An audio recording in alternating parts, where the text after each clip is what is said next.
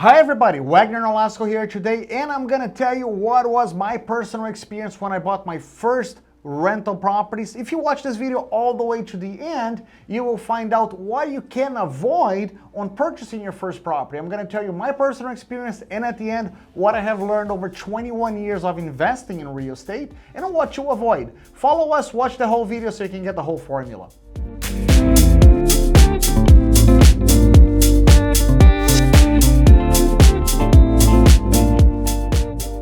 So here we go. My first house that I purchased for investment purpose were in the years 2000, over 21 years ago. So basically what happened is I bought a flip. If you guys don't know what a flip is, watch the next video that we're gonna do about flips and what not to do regarding flips.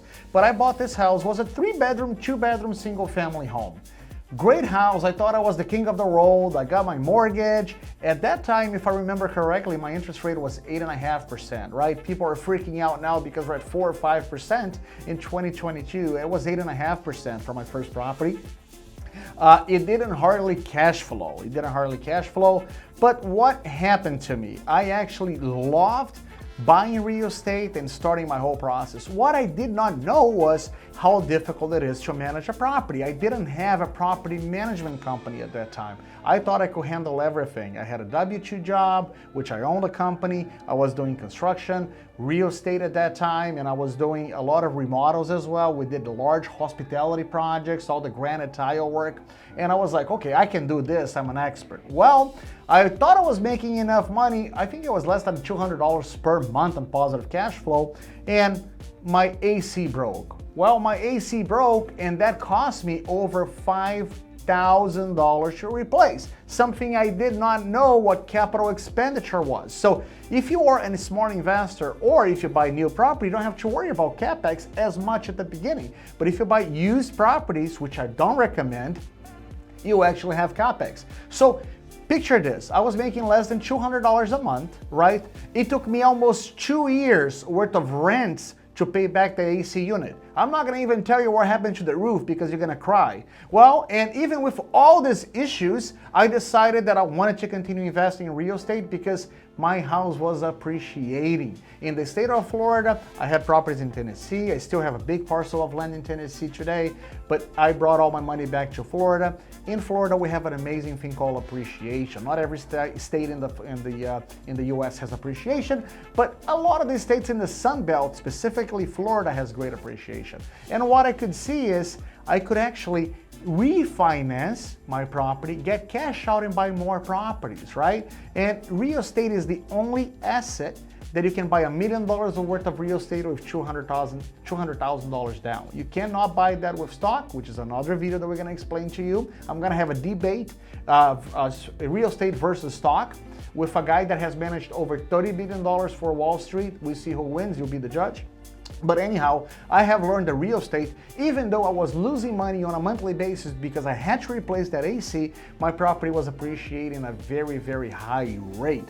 And I loved that thing. And then I learned there was an amazing thing called property management companies. Property management companies saved my life. I didn't get calls from the tenants at 3 o'clock in the morning anymore. I didn't have to go to the house to check on the house. My property management did it for me. So property management can make or break. Always allocate on your monthly cash flow a percentage for property management. Really, really important, especially if you're active W-2 or if you have your own business, you don't want to be dealing with the tenants. And then I realized that, great, the more flips I did, the more money I made. If I sold any of them, I could buy multiple of them because I had appreciation. I learned about 1031 exchanges that I didn't pay any taxes. I defer my gains into new properties. And at the end of that year, I was really in a bad place financially because of that rental that I had purchased, but the bug had bitten me. So I'm gonna tell you right now, I'm gonna convert from my bad experience of buying my first rental and all the pains that I went through to tell you exactly what I have learned over 21 years later. So everybody, as I was telling you, I'm gonna list the difficulties that I actually had when I purchased my first property.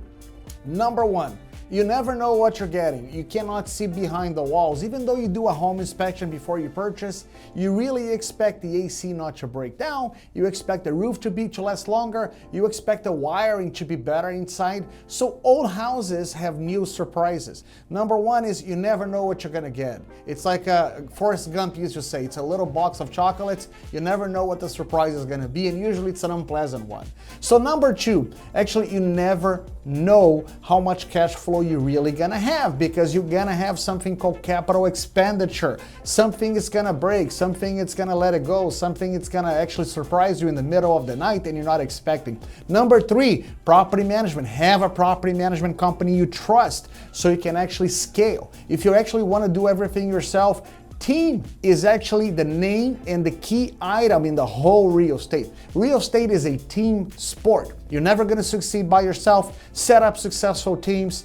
Know your markets. I purchased my first home in South Florida. I thought I was doing great, and I was. This place actually appreciated, but analyzing today, I didn't know about demographics, I didn't know about jobs, I didn't know what was going on, I didn't know about PUDs, I didn't know about HOAs. So educate yourself is really the key for you to succeed, so you don't get learned. Anyways, if you're watching this, I'm gonna bring it in full transparency. There's only one thing that you need to know about this.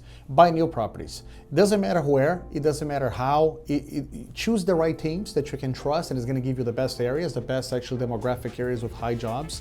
Actually look for insurance companies to provide you the best coverage for the less amount of money. Get the best property management company and buy new.